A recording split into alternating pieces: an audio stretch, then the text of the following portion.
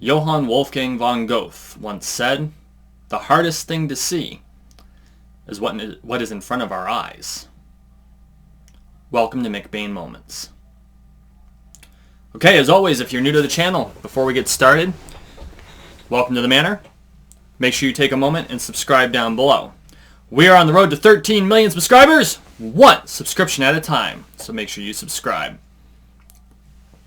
The hardest thing to see is what's right in front of our eyes. Quite a notion, isn't it? And if you think about it, that often means that the thing that we are failing to see are our own mistakes or our own failings. Conversely, and this is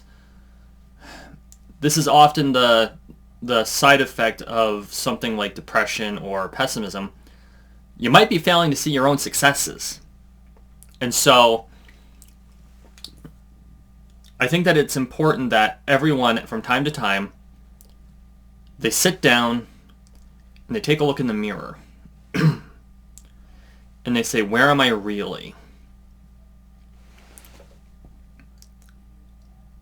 Because if you are striving toward a goal, let's say there's a cookie, or there's a position in your job, and I don't mean like a literal cookie. I mean that I use cookie as the generic form of prize. An award, a trophy, the finish line, first place. That's the cookie. So I call it the cookie for those of you who are new.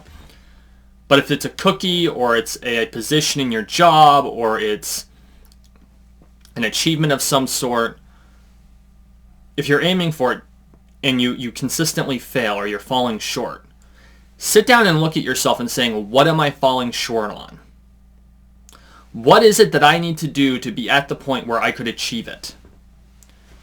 And sometimes it's going to be very simple. Oh, well, I can't be recognized as a master calligrapher because I'm really crappy with a quill.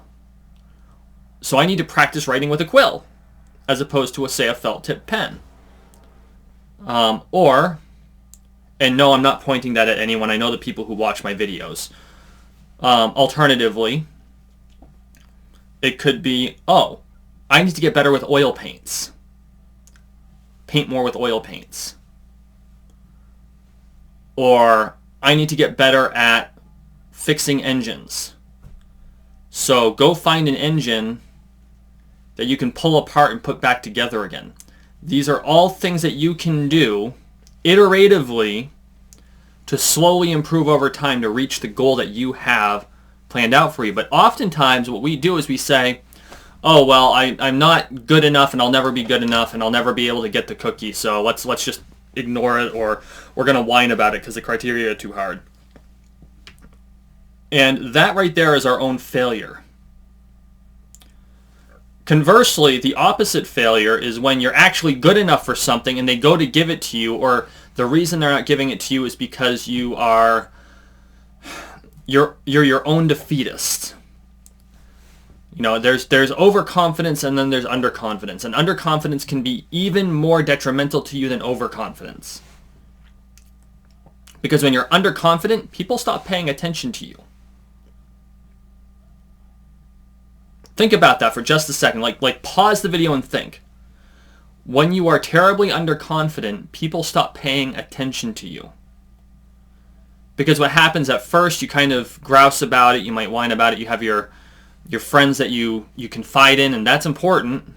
If you have confidence issues, it's important that you confide in your friends. But then if you go outside of that, you might confide in the wrong person, and that person's going to be like, well, this person doesn't have the confidence to be as good as they are consistently over time, because that takes a certain amount of confidence, because that's when the brush strokes become firmer and there's no hesitation marks, or it's when your strikes are true, or it's when your blocks are true if you're in martial arts, or if it's when you make a decision as a manager, you have to be confident in the decision, or else you will not be able to back it up if someone challenges it. And so what ends up happening is you get passed over.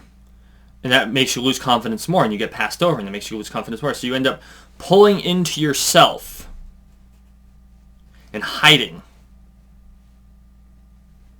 And so that's, I think that right there is probably the biggest cause of failure in Western society is we allow iterative failure of confidence to build up, and it just rolls down the Pareto distribution. And I talk about the Pareto distribution a lot. It's a brilliant engineering concept. The more you do something, the faster it's going to happen, the better things are going to get, or the faster it's going to happen, and the worse things are going to get. And it's up and down this wonderful curve, and the curve is very consistent across time, and it is very consistent across multiple different scenarios, whether it's in engineering or it's in socioeconomics or if it's in individual success. Because if you want to see a successful person that's risen up from terrible failures, and there's dozens of examples out there, and I've done it, but I'm not the greatest example because I've only gotten so far down the distribution. And part of that, a good chunk of that is my own fault. There are other factors too, but most of it's my fault, or at least I'm responsible to fix it. But if you want to look at some of the greatest successes out there, relative to where they started, like you've got Dan Pena, he's a billionaire. He was a street thug. How do you go from being a street thug to being a successful billionaire? Well, you find one success and that builds your confidence, and then you iteratively succeed and that builds your confidence, and you roll down the Pareto distribution. And so take a look at yourself and see what's in front of your eyes. What is stopping you from going to get the cookie? This has been a McBain moment.